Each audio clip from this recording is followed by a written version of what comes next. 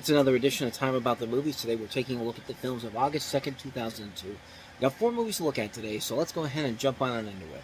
We'll start off with the biggest new release of the weekend, and that is M. Night Shyamalan's third film, well, his third notable film after The Sixth Sense and Unbreakable. That is Signs. For years, the signs have been appearing.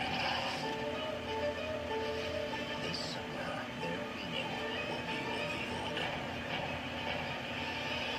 Mel Gibson, M. Night Shyamalan's Signs. There's a monster outside my room coming across the border.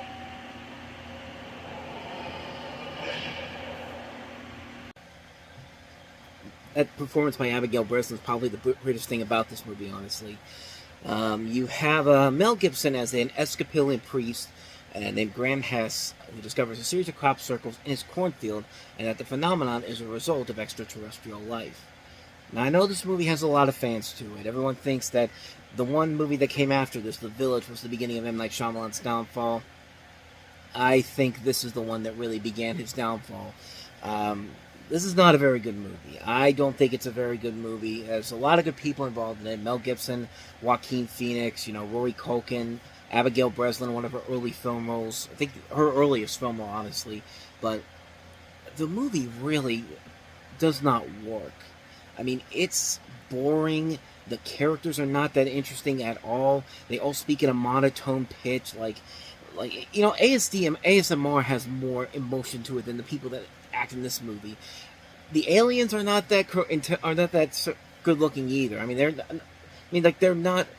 they're just typical generic alien designs. Like, they're not really anything too special or anything too exciting. They're just bland alien designs. There are too many scenes in the movie where nothing is going on. There's too many moments in the movie where characters are acting so bizarre and so weird, like the army guy that Joaquin Phoenix goes to talk to. Like, his eyes never look like he's always looking right at you, and his mouth never closes. It's just like he's speaking in that monotone voice too. It's just like what is your deal, man? Like, this is the show's the beginning of the downfalls of many of Shyamalan's movies. From this point onward, because all the characters are very monotone. There's trying to be more. What do I want to say here? I'm trying to say that the writing gets extremely pretentious at times. M. Night Shyamalan really is getting to that point where his ego is starting to take over big time. And like I said, there's not that much that happens that makes this movie interesting. This is a movie that's over 2 hours long. Not even that, almost 2 hours long. But still, it feels like you're sitting there for a long period of time where nothing is going on. You're just kind of like, what did people see in this movie that I didn't see? I mean, I guess the marketing did a good job of selling the film. I guess the atmospheric elements of it kind of work in some way, shape, or form. But the execution and how it's delivered, it ruins the ebb and flow of the movie. There's nothing about this movie that is exciting. There's nothing about this movie that's engaging, or you get involved in the mysterious aspects. These aliens can't get through doors. And even to the point where Mel Gibson has to say, they seem to have trouble getting through pantry doors. Like, they can't get through pantry doors. They can't last on our planet because the entire Earth's covered in water, which... Like, why were we afraid of these guys again? Like, nothing about this makes any sense whatsoever. And it just ruins the ebb and flow of what the movie was trying to sell you on. This was the movie that made me realize that M. Night Shyamalan has a little bit of an ego to him, because after this, it just went downhill from there before it eventually slowly but surely rise back up again about 10 years after this. But this was the point where that goodwill he had built up with The Sixth Sense and Unbreakable had just kind of started to go away. At least to me it did. I know a lot of people love this movie, and I personally think you're wrong, but that's my personal opinion. But that's Signs for you. That is M. Night Shyamalan's Signs. So let's go ahead and move on to a movie that, you know what? As much as I hate Signs, it's Citizen Kane compared to our next movie. Let's talk about the infamy that is Dana Carvey in The Master of Disguise. August 2nd. Revolution Studios invites you to think action, think adventure,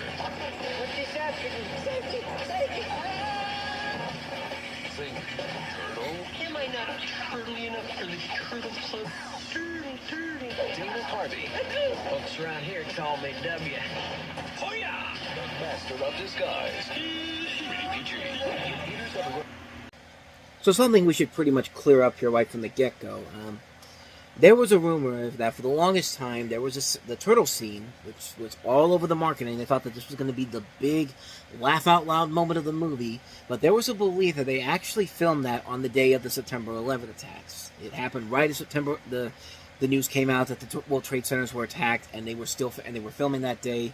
They had a moment of silence, and Carvey was still in the turtle outfit during the moment of silence, and there was a belief that happened on September 11th, but that turned out to be a rumor. And when you really think about it, the timing was off on that because, first of all, September 11th, on September 11th, the Twin Towers were attacked around between 8 and 9 o'clock in the morning, which means that on the West Coast in Hollywood, it would have been probably 5 or 6 o'clock in the morning. So unless they decided to shoot early that morning for some odd reason, like they wanted to they thought that they needed to film this scene early in the morning, yeah, you could pretty much figure out that was not meant to be true. And the director even confirmed that did happen. However, it took place the weeks after the attack. So it basically happened it's after the September 11th attacks, weeks after the attack. So it didn't happen on the day that it happened, which kind of takes away some of the jokes I was going to put in here because, yeah, when you see the Turtle Club all over the marketing for this, and you hear the story about the fact that this was originally supposed to shot on September 11th, like, the comedy should be there for you to really get some laughs out of it, but just like the rest of this movie, comedy is not a factor in here because, my God, this is one of the worst comedies of the year. I would say the worst comedy of the year, but wait until we get to 2 weeks later. Wait until we get to the movie that Eddie Murphy decided to do before we get to that, because that one is much, much worse. But this ain't any better. I mean, I feel so bad for Dana Carvey. I mean, the guy can be extremely funny when you give him the right stuff to do, but in this, it really does feel like Adam Sandler forced him to do this movie. The plot, I think you can pretty much get from the gist of it here. It's about a man who is trained to become a master of disguise by his grandfather when a master criminal kidnaps his father. And, I mean, this movie is about as despicable in its we don't give a fuckness as you could get. I mean, you can watch this movie and see that nobody cared about what they were doing. And they were all just cashing in a paycheck. It's just a lackluster film on so many levels.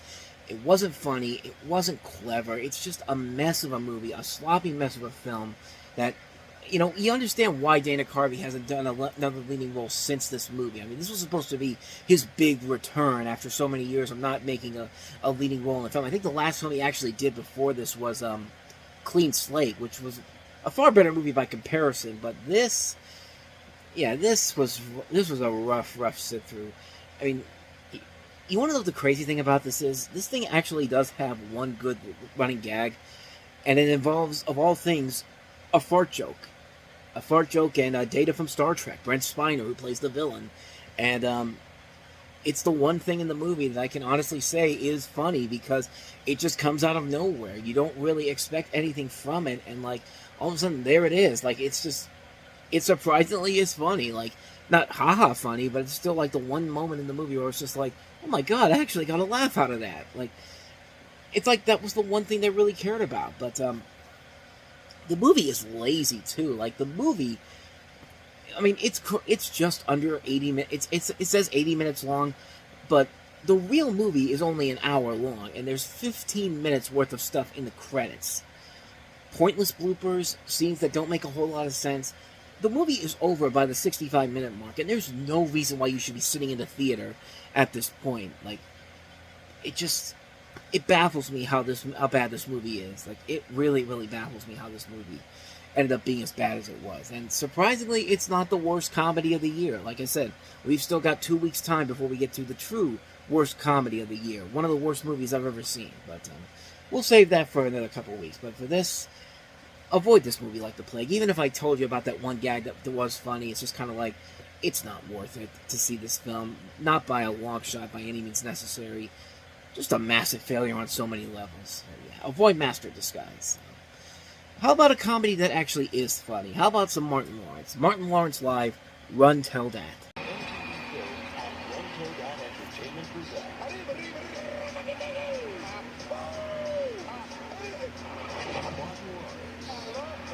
I know, but if you want to scream, please send your panties up here. Martin Lawrence Live, RunTelDal. So Martin Lawrence Live RunTelDat is the second Martin Lawrence stand-up comedy movie after You So Crazy came out in 1994, and kind of like with what Richard Pryor did with his first comedy movie back in the 1980s. This is a movie that was kind of like, it came after Lawrence had all these different controversies going on in his life. Like he lashed out in a violent rage and was then hospitalized while he was filming A Thin Line Between Love and Hate. He went on a mental bender, brandishing a pistol in the middle of an intersection in Los Angeles. You know, when he's screaming at the top of your lungs, "They're trying to kill me! They're trying to kill me!" And he actually ended up with 2 years probation. He was accused of sexual assault from his co-star Tisha Campbell Martin, and you know, this was right at the end of his show coming to an end on Fox. He was then arrested for punching a man in a Hollywood nightclub. He actually collapsed from heat exhaustion while he was making Big Mama's House. So while he was making these movies, there was all these things going on in his life that are addressed in this film. And also, he talks about taking the lengthy hiatus, tackling subject matter such as marriage, his divorce, childbirth, old age, and a lot of the times the jokes in here can be funny, but in terms of stand-up comedy movies, it's probably not the best overall stand-up comedy film that I've seen. Like I have a special softness for the Richard Pryor and Eddie Murphy movies, and you know, Martin Lawrence, I think, does good enough of a job here to keep you invested in what's going on, and the delivery can be very funny, but I mean, the film itself is just kind of okay. There's nothing about it that's bad per se. Nothing really that bad about the material and all. It's just kind of like, I don't know, it just doesn't feel like you're getting what you really expect to get from a movie like this. I feel like you kind of want to expect more from it. Like when Richard Pryor made that movie after he got caught after he was set on fire, like he was on his A game with the jokes in that movie, and like that's kind of the high bar for something like this. You kind of expect to see Martin Lawrence in that same status too, but he doesn't really go that far. Like the stuff he says and the jokes he talks about are funny, but I don't know. It just didn't feel like all of his A game was really in this particular film, and it really did kind of let me down the first time I saw the movie. But as time went on, I did slowly but surely start to grow an attachment to it again, to a point where I was just kind of like, you know what, for what it is, it's fine. It definitely could have been a whole lot better, but I really like what I saw from here, and it's Martin Lawrence doing stand-up comedy. I mean, it's really good stuff. I like it. So, recommendation slightly for Martin Lawrence Live RunTelDat. So, let's go ahead and move on to the last movie, and that is Steven Soderbergh with the first of 2 movies he made in 2002, Full Frontal. What do a producer, a dominatrix, a reporter, and a movie star have in common? They're all doing something behind closed doors in Hollywood. From Oscar-winning director Steven Soderbergh comes the unauthorized companion piece to Sex, Lies, and Videotape. When was the last time you made $500 for 30 seconds? You're cruel. Can a brother get some love? I like you, David. Are you? Put that chair against the door. I am on to you. Oh, my. I read that chocolate can kill dogs. Tell me what to do. Induce what? You can't moan or grunt. No, too loud. Full Frontal. Yeah, even Steven Soderbergh can get a little too pretentious for his own good, and this film, I think, was definitely one of those examples. It says it's a sort of sequel to Sex, Lies, and Videotape, but not so much.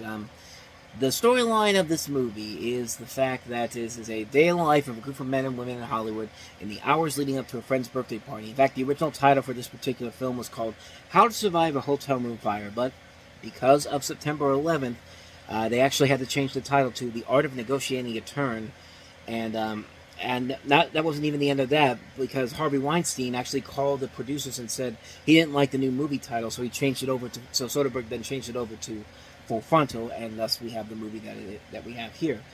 A strong cast in this movie: David Duchovny, Enrico Colante, Nikki Katt, Catherine Keener, Mary McCormick, David Hyde Pierce, Julia Roberts, Blair Underwood, Jeff Garland, Terrence Stamp, Brad Pitt guest stars in himself in here in this.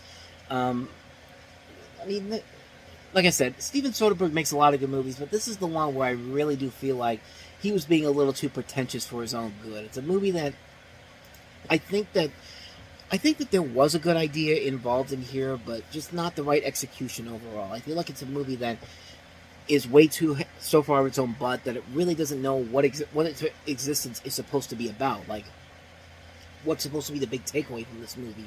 Like, why am I here? What is the reason why I should be back in here to enjoy this film? And it's just like, there's nothing really about it that makes it stand out here.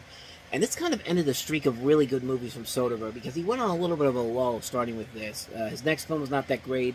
He did a couple of movies that weren't as strong, like Eros, Ocean's 12, but then he kind of slowly but surely started coming back on track again in the middle part of the decade. And but this was one of the first movies where it was just like, yeah, this really wasn't your best stuff, and it really does show. It's unfortunate because there is a lot about here there that might work, specifically with the cast alone, but the film doesn't know really what it wants to do with itself. Like, what does it really want to be here? And it's just like, you just never really get the full impact of what it's trying to do here. Like, it doesn't really know how to sell itself. It just wasn't an enjoyable film. Like, it kind of drags too. I think it's a really long movie, but it's only an hour and a half. It's only a little bit over an hour and a half long, but it's one of those movies that really, the pacing really hurts them in the long run. And like I said, it feels so pretentious that you really feel like it's saying that it's better than you without even letting you know about it. But it's just like, yeah, I got nothing else to say about this one. This was a dull movie, a really lackluster film with so many elements that maybe could have worked, but it just didn't in the end. So a hard pass on Full Frontal. And so with that said, we wrap up another edition of Time About the Movies, and the next time we meet, we'll have 4 more movies to look at, including Vin Diesel and his first big success after Fast and Furious XXX, the sequel to Spy Kids 2, The Island of Lost Dreams, Clint Eastwood's latest film, Bloodwork, and one of Jennifer Aniston's first films outside of Friends, The Good Girl, which is, I should say, first movie outside of her normal rom-com routine. This is more of a straightforward drama.